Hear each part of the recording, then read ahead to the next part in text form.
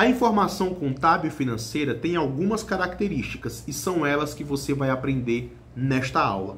Eu sou o professor Antônio Marterson, seja muito bem-vindo, seja muito bem-vinda ao meu canal Contabilidade e Negócios. Eu vou pedir para você duas coisas. A primeira, somente se você gostar desta aula, você vai se inscrever no canal e ativar as notificações, ok? Somente se gostar. E a segunda coisa, eu vou deixar aqui na descrição dois links. O primeiro link do meu curso de análise de balanço patrimonial e DRE com acesso vitalício e o segundo link do meu curso de contabilidade financeira, tributária e compliance também com acesso vitalício. Agora fique aí com essa aula sensacional que eu preparei para você. Bem, vamos aqui continuando os nossos estudos em contabilidade societária. Nós estamos aqui no módulo 2, Objetivo da Informação Contábil e Financeira, aula 2, Características qualitativas da informação contábil financeira. Olha só, nós iremos aqui estudar as características da informação contábil, tudo bem? Veja, além de útil, obviamente, uma informação contábil tem que ser útil. E além de útil, ela deve ser relevante, fidedigna, comparável, verificável, tempestiva e compreensível. Vamos aqui estudar brevemente, mas claramente, todas essas qualidades e características, né? O que é uma informação relevante? Vamos aqui começar pela relevância. Uma informação é relevante quando a presença dela tem a capacidade de modificar a decisão de um usuário ou a ausência dela possa prejudicar a decisão de um usuário. Como nós iremos ler aqui nesse slide, as informações contábeis financeiras são relevantes caso sejam capazes de influenciar. Veja, a relevância tem a ver com influência, tudo bem? Então, quando elas são capazes de influenciar significativamente o cumprimento dos objetivos da elaboração e da divulgação da informação contábil financeira e sua ausência possa prejudicar uma tomada de decisão. Então, a gente sabe que uma informação contábil financeira é relevante quando a presença dela tem a capacidade de modificar uma decisão de um usuário ou a ausência dela também, né, tem a capacidade de prejudicar, tudo bem? Então, a partir do momento que um usuário é prejudicado pela inexistência de uma informação, então sabe-se que aquela informação é relevante e deve ser gerada a partir de então, tudo bem? As informações contábeis financeiras são capazes de exercer essa influência, tá? Ou seja, modificar a decisão do usuário quando tem valor confirmatório, preditivo ou ambos. É bem tranquilo entender essa questão de valor preditivo, tudo bem? O valor preditivo é quando a qualidade da informação, né, em auxiliar os usuários a aumentar a probabilidade de realização de provisões corretas sobre os efeitos de eventos passados e presentes. Então, uma informação que tem valor preditivo é simplesmente ajudar os usuários a olhar para o passado e ter mais capacidade de acertar as previsões relacionadas ao futuro, tudo bem?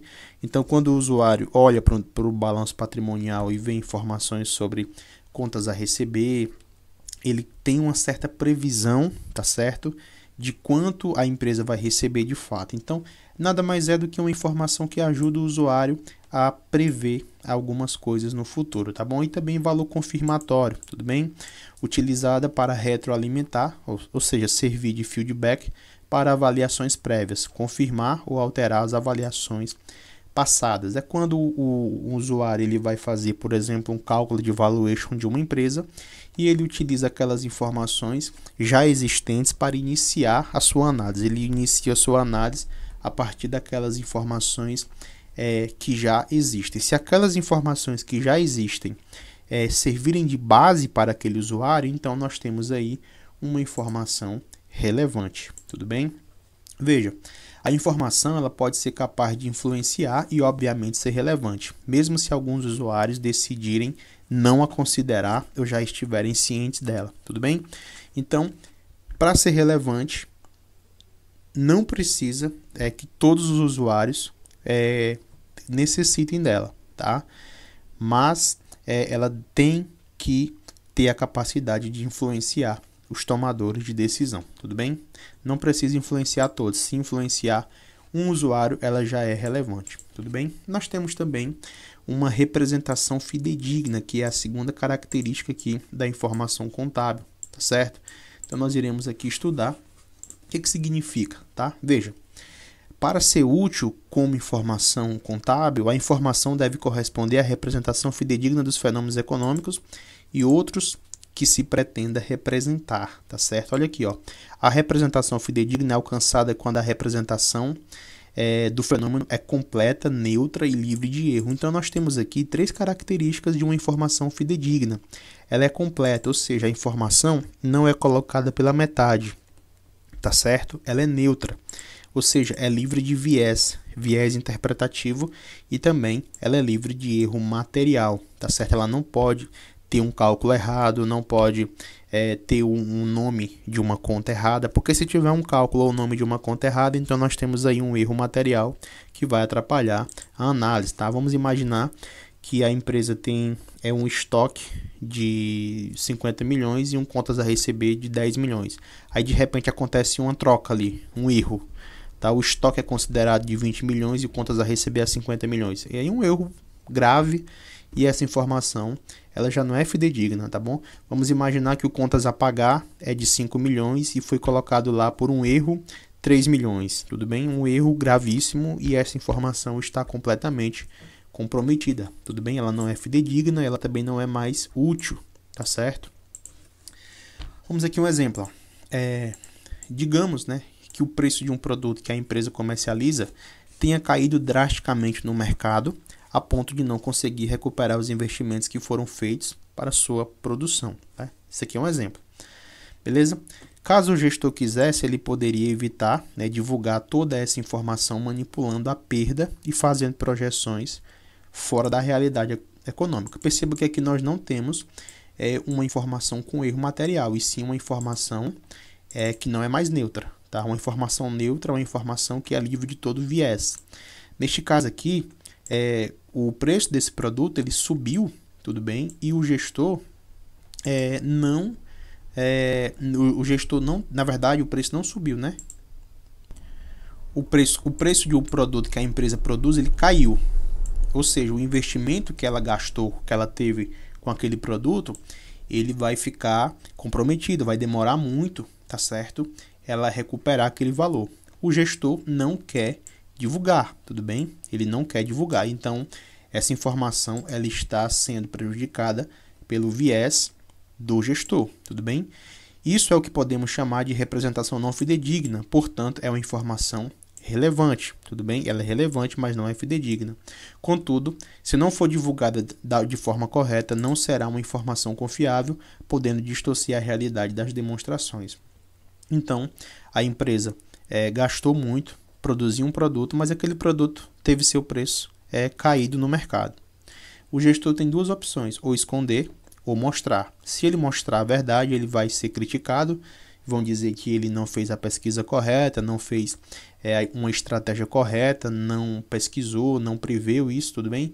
E se ele esconder, então ele vai prejudicar a informação contábil, tá bom?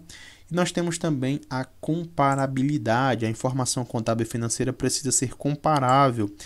Isso significa que a entidade precisa recorrer a padrões ao longo do tempo, ou seja, ter uma consistência para que os dados possam ser comparados historicamente. Olha aqui um exemplo.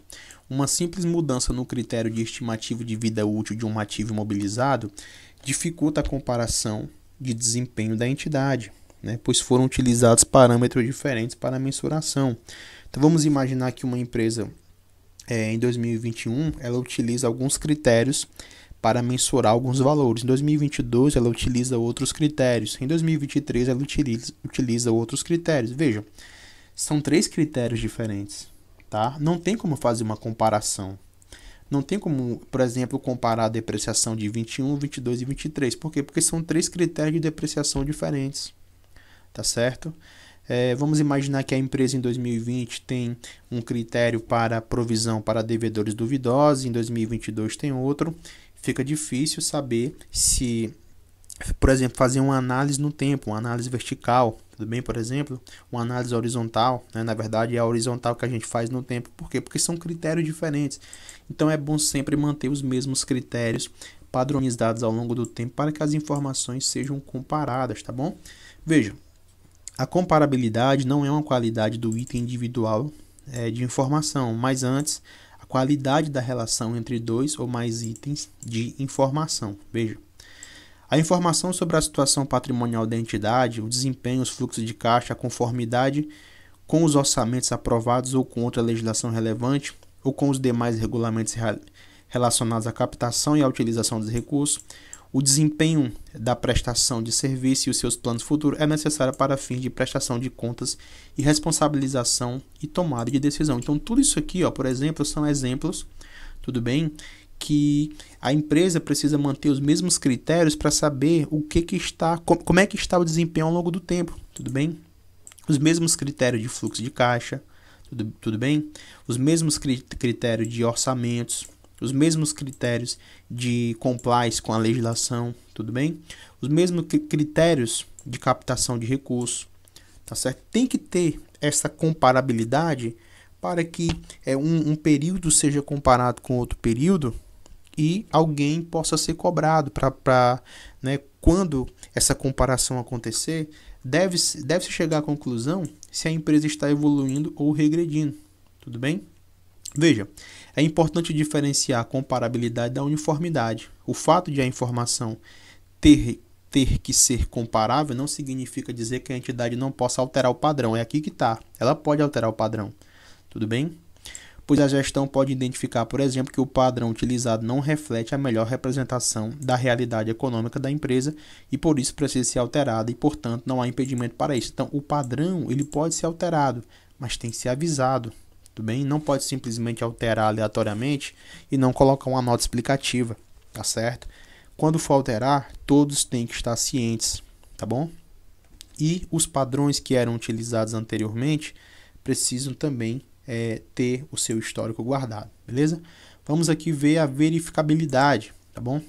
É a qualidade da informação que ajuda a assegurar aos usuários que a informação contida nas demonstrações contábeis representa fielmente os fenômenos econômicos ou de outra natureza que se propõe representar. É isso que nós falamos, né, que nós chamamos de verificabilidade. Veja, embora não seja necessário que todos os analistas cheguem a uma mesma análise da situação econômica da empresa, a verificabilidade significa dizer que vários analistas chegaram a uma posição quanto à avaliação da situação econômica da entidade. Ou seja, as informações têm que ser claras, as informações têm que estar lá, tudo bem? De modo que mesmo que os analistas não cheguem à mesma conclusão, eles cheguem a uma certa conclusão de como está, por exemplo, a saúde financeira daquela entidade. Tudo bem? É por isso que tem que ser verificável. Não pode ter informações obscuras, não podem ter informações distorcidas, não podem ter informações com viés, tudo bem? Como foi aquele caso daquele gestor que acabou escondendo uma informação, tudo bem? E nós temos também a tempestividade, é bem simples de entender. A tempestividade significa dizer que a informação precisa estar disponível no momento em que há necessidade do seu uso, tudo bem? Pois caso ocorra demora na sua divulgação, poderá ocorrer uma perda da relevância da informação. Então, se nós estamos precisando de uma informação para hoje, essa informação tem que estar disponível hoje. Não faz sentido ela chegar amanhã ou depois da manhã, senão essa informação deixa de ser relevante. Tudo bem?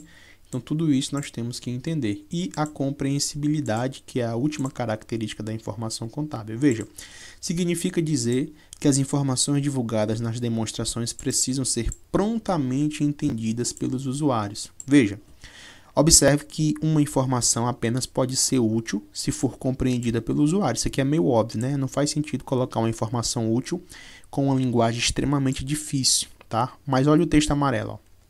Isso não quer dizer que a informação deverá ser voltada para leigos, e sim que a informação deve ser compreendida pelos usuários que possuem conhecimento sobre negócio, tudo bem?